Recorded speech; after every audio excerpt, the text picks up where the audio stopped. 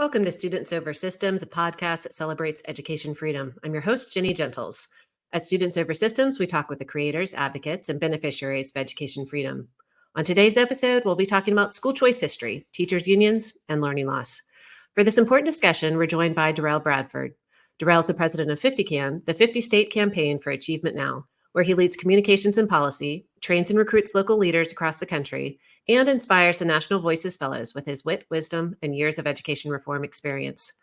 Derrell also serves on quite a few boards of organizations that prioritize students over systems, including Success Academy Charter Schools, Yes Every Kid, and the Alliance for Catholic Education at Notre Dame.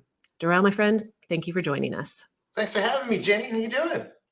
Well, I'm happy to be bringing you into this conversation at Students Over Systems here at the end of our first year of the podcast.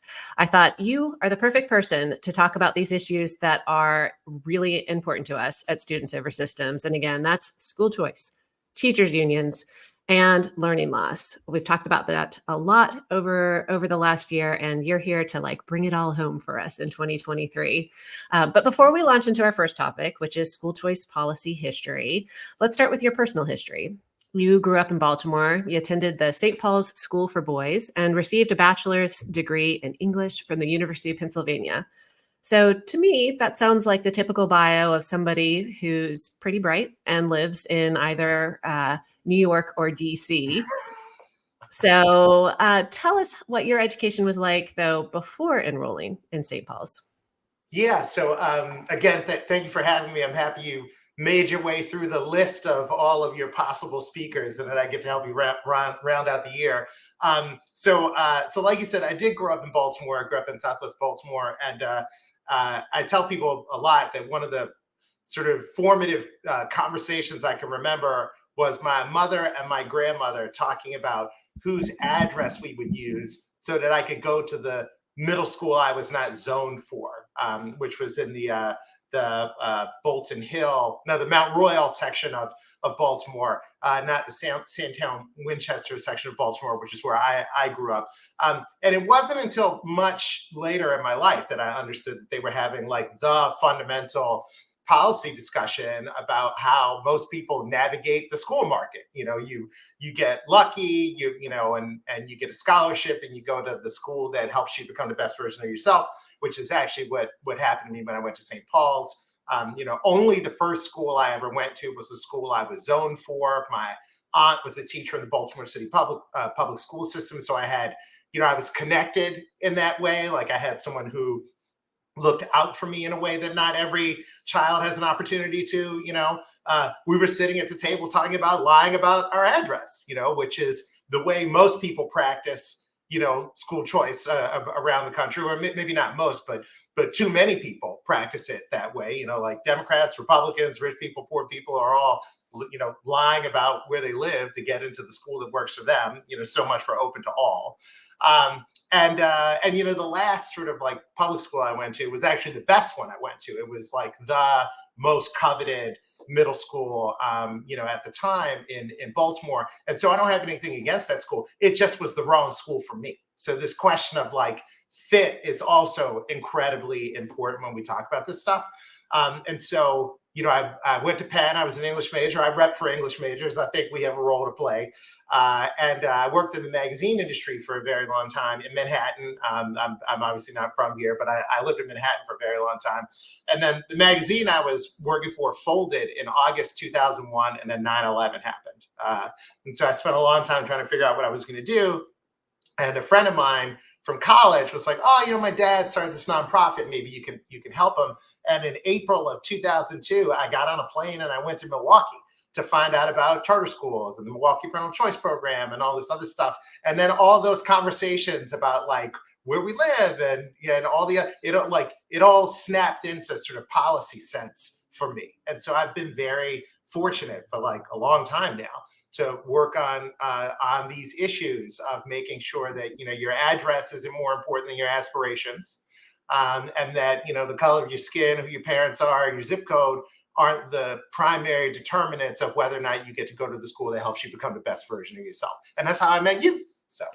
That is how we met, long, long ago. Actually, you were working in New Jersey, and back then, our school choice advocacy focused on providing opportunities for low-income students who were Yep. trapped and failing schools, and you saw plenty of those in Newark and Belong and beyond. I remember touring a school with you that was doing something different, though. It must have been like a high-performing charter school in Newark, and providing opportunities for kids that they wouldn't otherwise have in a really tough district. What did you learn from your years of working in New Jersey and spending time in Newark schools? Yeah. So a couple of things. One is that there's all the talent in the world in Newark. There are kids who can invent a cure for cancer, write the next great novel, program the next tech, solution that will improve our lives. But opportunity isn't historically, educational opportunity isn't sort of available to them in the same way it is every place else. And so in a place like Newark, at least, and Camden also, where I've worked extensively, there's been a fair amount of policy in place. In New Jersey, the role of charter schools. Charter schools have been the policy lever for the most part. It's not like we didn't try to do more, but that's what happened. And charter schools have played a vital role in helping those kids become the best versions of themselves. I can remember in 2019, I think is what it was. I gave the commencement speech at Uncommon Schools, which is their high school. North Star is one of the best one of the best public schools of any type in the state of New Jersey. And the valedictorian was going to Princeton, and no, the valedictorian was going to Yale, and the salutatorian was going to Princeton to study particle physics. Wow. And the kids, they're just regular kids. They're just regular Newark kids who somebody thought they deserved the same kind of education that kids in the richest districts got, and they were right to think that.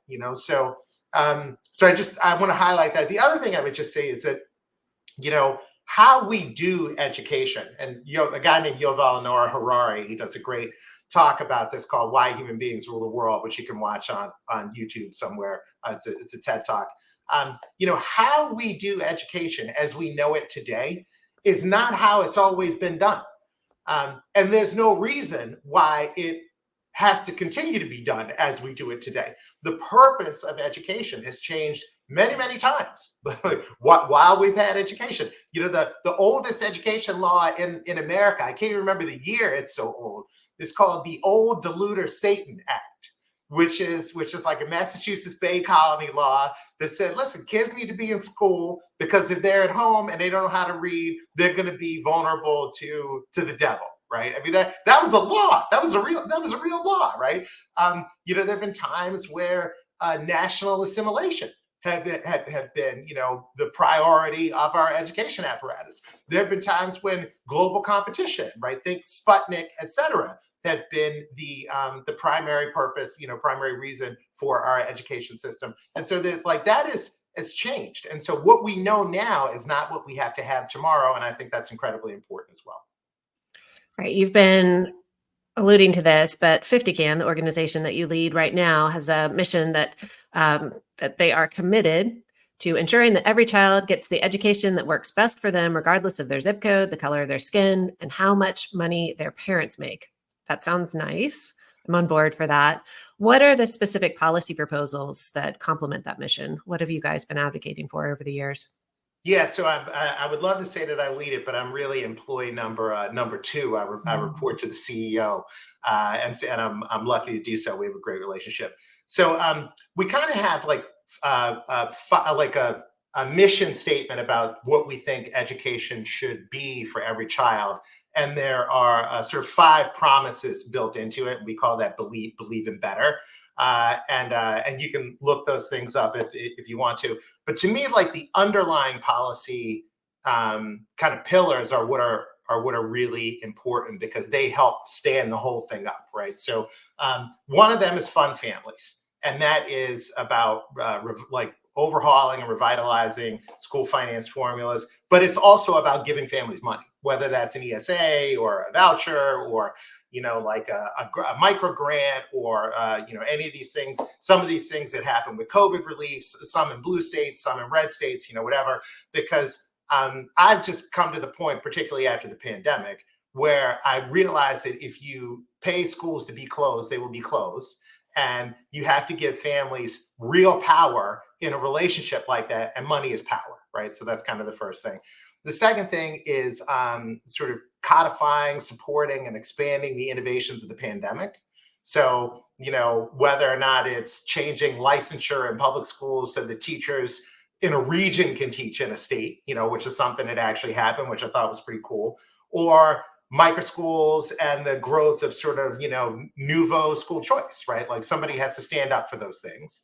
The third one, I just sort of say it as like tongue in cheek, but I call it a market for measurement. So, at 50CAM, we care a lot about accountability. Like we've been traditional accountability people. And normally that is you give your annual assessment and you maybe do something with it, I've been making the argument to people that information remains really important, but we shouldn't act like it's accountability because at best it's transparency, right? Like nobody's really doing what we want with the data, and states are becoming increasingly recalcitrant about releasing it even, right? So the idea that you're going to have this like an accountable relationship as we knew it in the NCLB days is like not really real anymore. And then at the same time, we have this huge sort of like proliferation of out of school options and all this other kind of stuff, which is very new. And you don't want to put your thumb on the scale of it because you want it to grow, but you do want to be able to answer the question for families of how do you know, right? And that's a complicated question. And so I just describe that as like a tension around like knowing what works, right? Or helping families figure out what works for them. So that's very important to us. And then the fourth one is just no boundaries. And by, it's kind of a school choice pillar in the same way that Fund Families is. The history of redlining and residential assignment is not the highest, best moment of the American experiment. We're all better than that. And we know that we can make schools that work for kids without using your address as the primary proxy. So there's just a mindset of abundance that informs our policy under that thing. And so in our states, we're working on ESAs and transportation and tutoring and money to families and enrichment and a whole bunch of other stuff that builds up to hopefully the education system we think the country's kids deserve. All right. So something that I'm hearing in there sounds different than the school choice movement that we operated in, 2 decades ago.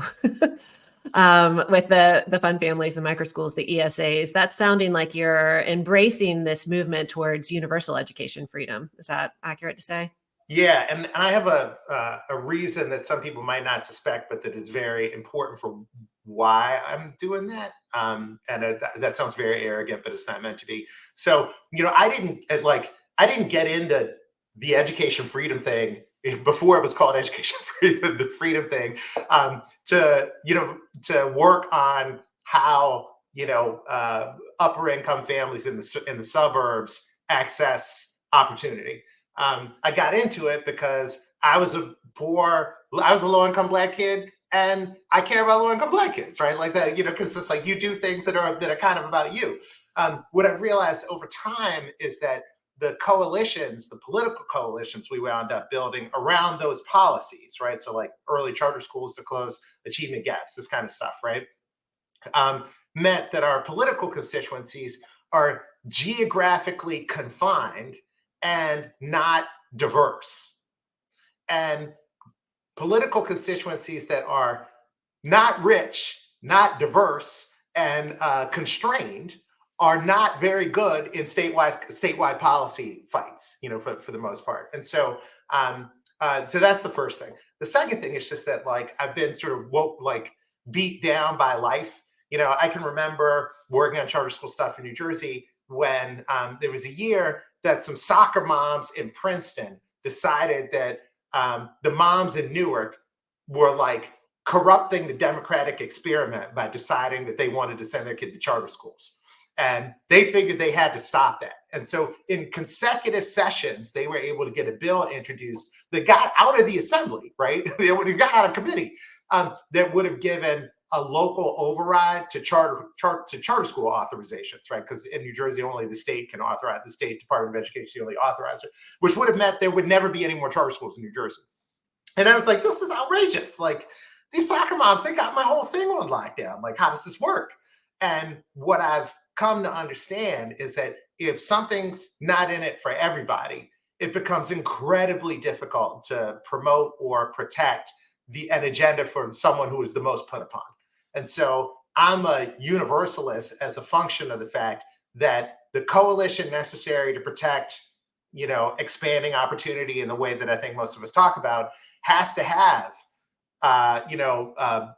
low-income families for whom the school they're zoned for doesn't work, in the same way that it has to have upper-income families in the burbs who are trying to pay for lacrosse sticks and tutoring, because that is a very diverse coalition. And so when I see people talking about like ESA policies now, like, Arizona, they're like, I didn't get into this to subsidize, upper income people going to private school. And I was like, yeah, neither did I. But, I'm also a realist. So I'm bullish on universal policy now, regardless of the fact that it has been a journey. Well, those low-income parents that we relied on for too long to defend the programs, to advocate for and defend the programs, were up against a extremely powerful and well-funded adversary, and that's the teachers' unions. And I'm sure you saw that every day that you worked in New Jersey, and probably most days that you work in the priority states for 50 Can now. Back in January 2019, you wrote a really important piece in the 74, and you said, I'll make it clear where I stand. I'm not only against the teachers' strikes, I'm hostile to them. So you didn't say I'm against teachers, quite the opposite, actually. And you did have some choice words for teachers' unions in this piece. And let's all remember, this was January of 2019, long before the pandemic and the unions closed the schools for too long. But why the hostility? Why are you against teachers' strikes? Not only against them, but hostile to them? Yeah, because there's nothing that reveals more that the institution of public schooling is a proxy for, labor and essentially a social safety net for college educated people than teacher strikes. There's no kid who wins when a compulsory service is denied, especially after the pandemic. I mean, let's take a step back, right? So the a teacher strike is a manifestation of one group's outsized control over a compulsory function of American government, where if you don't do it, you can go to jail. I mean, so let's get the stakes together, right? It is incredibly difficult to decide, I'm not going to send my kid to my neighborhood school. I either have to pay for my kid to go to a private school, or I have to, make the financial sacrifices necessary to educate this child myself. If not, I have a compulsory responsibility to send my kid to the neighborhood school, which is run by the government, right? And I don't use the government as a pejorative term, but that's who runs it. And the government is in an exclusive arrangement with the teachers union to give you your teacher, right? And so that relationship is at 8 places along there, not bent toward parents or kids, right? in any way. And the fact that, particularly during the pandemic, the schools that were closed the longest were the schools with all the Black kids, all the brown kids, who were the poorest kids. They wound up being remote the longest, and they were in places with the strongest teachers unions. Those things, guess what? They are not a coincidence, right? That is an expression of what that relationship is about, presenting itself to us as Americans, right? And so what happened during the pandemic, in particular when people, and what was happening before the pandemic, because Oklahoma, West Virginia, right, Arizona had all had these huge teacher strikes and gotten these huge concessions. And then to the piece you talked about, Los Angeles and Chicago with its ultra militant teacher union, they did the same thing. And then we had the pandemic, and now we're actually watching rolling teacher strikes because the body politic has been desensitized to the fact that schools can be closed for any reason now, not just a pandemic. And you can look at Portland to get a good example of that, where again, 45,000 kids, right? The schools are closed for a month, and the deal that they got at the end was the deal that they basically started with. So there wasn't even actually a strike for a concession. There was a strike to show they could strike. And the only thing that brings that in line is parents having money and an opportunity to go someplace else. So because you could pass a Taylor law, I guess, right, and be like, strikes are illegal. But at this point, I'm not sure that would do very much to arrest, pardon the pun, what seems to be a pattern of Columbus, Ohio, Seattle, right? Like we've seen multiple teacher strikes that deny kids learning in the same way the school lockdowns did since we got out of them. So my relationship with teacher unions is like, maybe there's a way to organize teachers is way better than that. I'm not quite sure what it is, but what I'm certain about is that relationship is out of balance with American families, in particular with the neediest families who have the least choice, like we talked about, least ability to get childcare, least ability to recover from these school disruptions. And something has to change to sort of level set those two things. Yeah, I can't recommend that everyone read this piece more. Like you basically called it what was coming during the pandemic, well over a year before it happened. And you said they have the downside of taking hostage, these strikes and the union power have the downside of taking hostage low-income families who already don't have a lot of leverage in a political fight that they, for the most part, can't opt out of. And so that was in reference to these Red for Ed and other strikes that are happening around the country. And then we saw the pandemic hit. And yeah, those low-income families were held hostage. Yeah. They did not have leverage and they could not opt out. And now we see the incredible fallout, which is just not just frustrating, but it's so angering what happened. And we've been talking about the pandemic and the learning loss and the fallout for a long time. But the strikes are still happening. So we haven't learned our lesson yet, or people aren't saying no to this yet, or they're not speaking up enough yet. And so you referenced No School November in Portland.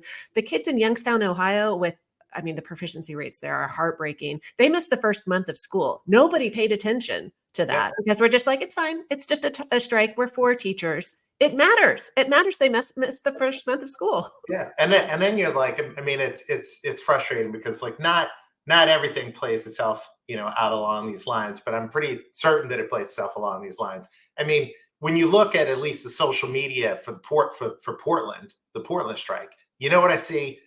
A bunch of upper income white people hanging out, tailgating and twerking to show that they're good citizens, right? And you know what you don't see are the Black families who are behind the curve because of the pandemic already, who just lost another month of school. And let's recall, we don't at current have an American education system that's ever been good at helping kids catch up.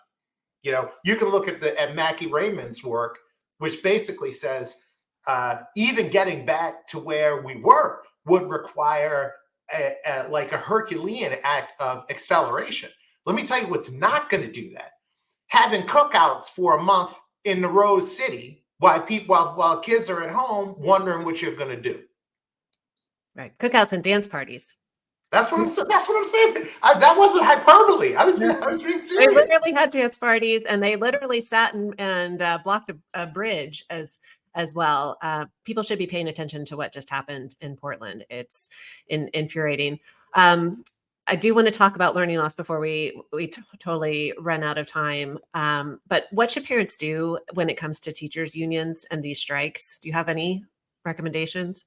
Yeah, and I feel like school boards are a place where things go to die, but you have to pressure school boards to to put up some credible opposition to this, right? Because if the unions decide they want to roll over, a school board could do something like say, hey, all right, we're just going to give everybody money, or we're going to go into a contract with all the local private schools so you could just go to them, right? Or we're going to set up this like incredibly, we're going to use what the COVID relief money we have left, what we didn't use on a parking lot and bleachers, to give every family $1,000, like, or whatever, like they did in Virginia, so you can go get tutoring, right? Or you can go use OutSchool or something like that. Like, there are options that school boards have in these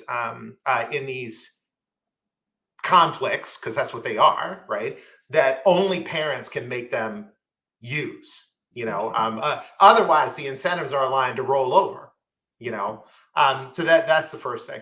I think the second thing, though, is that we sort of started this talking about how the what education is about, right? What the purpose of it is has changed like multiple times.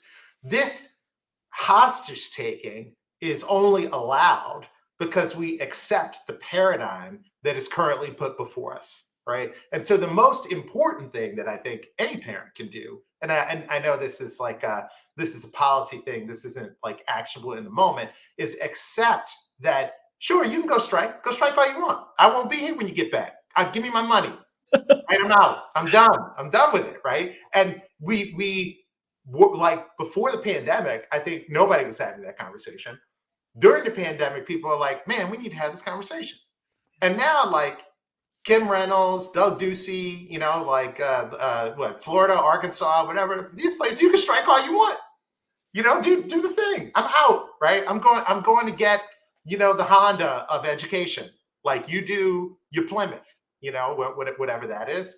And I don't say that to be flip. I just feel like all the incentives are being exposed in ways that are really important for people who internalize right now. And when somebody shows you who they are, believe them. All right. I'm going to start yelling again if I go into details about learning loss. Also, we're like coming short on time.